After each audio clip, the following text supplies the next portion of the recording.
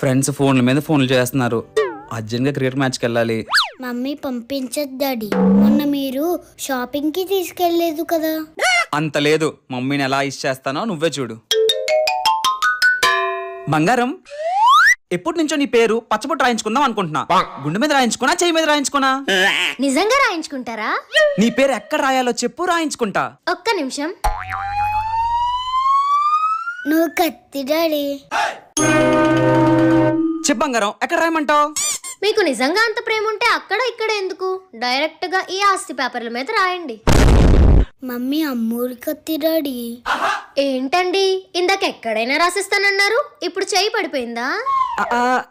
అంటే ఇది మాట కూర పరిపోయింది మమ్మీ. పిల్లలతో చెప్పినంత ఈజీ కాదు పిల్లలు నైస్ చేయడం. తెలుసుకుంటే తెగిపోతుందా దేవుడు వేసిన బంధం.